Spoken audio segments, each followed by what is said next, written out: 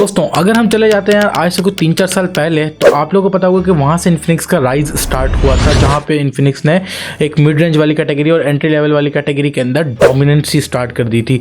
और ये चीज़ कायम थी तकरीबन आप ये कह लो कि 2021 तक, और 2022 में आके कहीं ना कहीं ये चीज़ डगमगा गई। अभी बात करते हैं यार कि इन्फिनिक्स की जो कंपनी है वो फ्लैगशिप लेवल के स्मार्टफोन्स बनाने में क्यों फेल हो गई, यानी कि वो स्मार्टफोन्स फ्लॉप क्यों गए।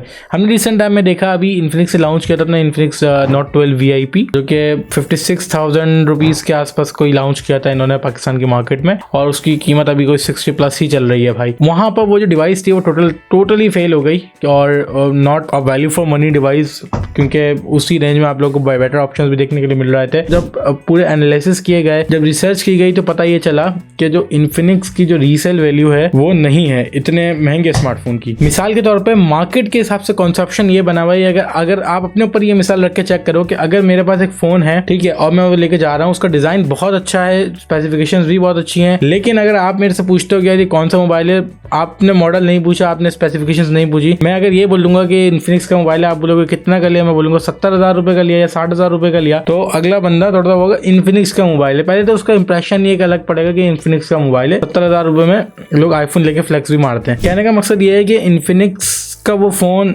लोग उस पर एक इरिटेटिंग रिएक्शन होगा कि 70,000 रुपए की इन्फिनिक्स का मोबाइल लिया। 70,000 रुपए थे तो सैमसंग का फोन भी आ सकता था, बहुत अच्छे ब्रांड्स के फोन भी आ सकते थे, बड़े बड़े लेवल के अच्छे फोन आ सकते थे। आखिर इन्फिनिक्स ही क्यों लिया? ये रीजन था कि मार्केट में जब आप या किसी भी बंदे को, इवन के मार्केट को छोड़ दो, OLX वगैरह भी सेल करते थे, तो वहां पे उसके बायर्स हैं ही नहीं इतने महंगे। अगर किसी का बजट इतना ज्यादा होता था तो वो इन्फिनिक्स जैसे ब्रांड के ऊपर पैसे लगाना पसंद ही नहीं करता था। क्यों? क्योंकि वो जो फ्लैगशिप लेवल की मार्केट है ना, वो बड़े ब्रांड से घेर रखी है ऑलरेडी। तो इन्फिनिक्स को उस जगह पे आने के लिए, अपनी जगह बनाने के लिए, एक तो नियर टू इम्पॉसिबल वाले सीन्स हैं, लेकिन फिर भी अगर बहुत अच्छी वैल्यू देना स्टार्ट कर दी तो शायद बना भी ले थोड़ी बहुत, लेकिन ये बहुत मुश्किल टास्क है, क्योंकि इस 70 या 50, 60, 70 वाली जो कैटेगरी होती है, इससे ऊपर सैमसंग वाले जो फोन हैं वो ज्यादा डोमिनेंट रहते हैं, और ये स्ट्रीक इनकी चलती चली आ रही है। और उससे ऊपर के बजट में चले जाओगे तो आप आईफोन जो है ना, वो डोमिनेंसी उसकी बरकरार है अभी तक। इसी वजह से इन्फिनिक्स फेल हो गया अपने फ्लैगशिप फोन के ऊपर। फिर इसी तरह 020 आए और पता नहीं कौन कौन से मॉडल्स इन्होंने लॉन्च किए, एज वाले भी लॉन्च किए, लेकिन सारे के सारे फ्लॉप होते गए। उस लेवल पे सेल हुई ही नहीं जिस लेवल पे। लॉन्च करने का टाइम बड़ा खराब, ऐसी सिचुएशन में लॉन्च कर रहे हैं जब पाकिस्तान के अंदर ऑलरेडी हर चीज बहुत ज्यादा महंगी चल रही है। कहीं ना कहीं जो है ना चीजें जो है ना खराब हुई हैं, जिसकी वजह से इन्फिनिक्स को इस कैटेगरी के अंदर काफी लॉस हुआ है। अब बात करते हैं यार कि इन्फिनिक्स की रीसेल वैल्यू क्यों नहीं है,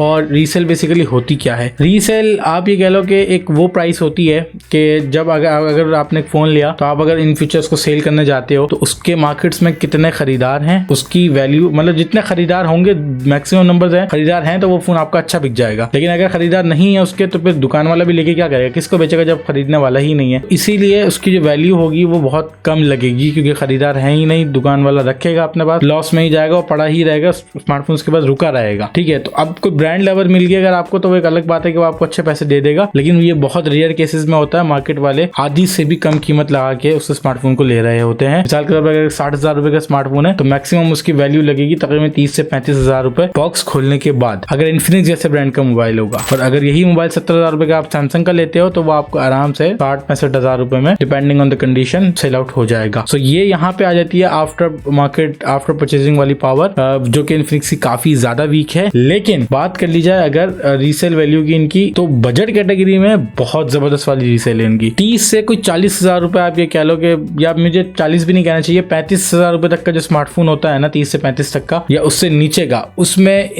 बिल्कुल क्लियरली डोमिनेट करता है इन्फिनिक्स। कोई भी 30-40,000 रुपए वाला स्मार्टफोन होगा ना, वो आराम से मार्केट वाला आपसे ले लेगा, अच्छे पैसों में ले लेगा, क्योंकि उसको पता है कि 20-25,000 रुपए में इन्फिनिक्स के मोबाइल ज्यादातर मिलते हैं। टेक्नो के खरीदार भी बहुत हैं इस बजट के, तो ऑब्वियसली वो ले लेगा। तो वहां पर रीसेल आपको बहुत अच्छी मिल जाती है। दैट्स वाई ये जो है ना डोमिनेट करता है 30 से 40,000 रुपए वाली कैटेगरी में। 40,000 रुपए वाली कैटेगरी में आप अगर इन्फिनिक्स का मोबाइल लेते हो तो वो आपको लॉस ही लॉस देके जाएगा। अगर आप लाइफ टाइम पर्सनल यूज के लिए लेना चाह रहे हो तो बेस्ट है, अदरवाइज मार्केट में उसकी वैल्यू नहीं होती, क्योंकि आपकी जो रीसेल वैल्यू वो भी मॉडल के ऊपर डिपेंड करती है, फोन की एज पे डिपेंड करती है, या फिर आप वारंटी कह सकते हो, इन वारंटी है, कितना टाइम हो गया आपको लिए हुए, इसके अलावा कंडीशन पे, तो वैसे ही डिपेंड करती है रीसेल वैल्यू। 10/10 होने के बावजूद भी अगर फोन बिल्कुल नया जैसा है, like just like box of पिंड है। तब मेन चीज आती है कि रीसेल आपकी कितनी लगती है। तो 30-35 हज़ार रुपए अगर लग रही है 60,000 रुपए वाले फोन की तो पक्का आप लॉस में जा रहे हो ना, एक्सट्रीम लॉस में जा रहे हो। तो दैट्स वाई लोग जो है ना नहीं लेना पसंद करते हैं, इसीलिए मार्केट के अंदर सेल आउट नहीं होता। सो यही रीजन है इन्फिनिक्स के फेल होने का। सो दैट्स इट, आज की इस वीडियो में यही था बताने के लिए। आई होप सो कि वीडियो आप लोगों को अच्छी लगी। दोस्तों अगर वीडियो अच्छी लगी हो तो लाइक करना, दोस्तों के साथ में शेयर करना इस वीडियो से रिलेटेड। अगर आपको कोई क्वेश्चन हो तो definitely you can ask me in the comment section below. All the best, thanks for watching, Allah Hafiz.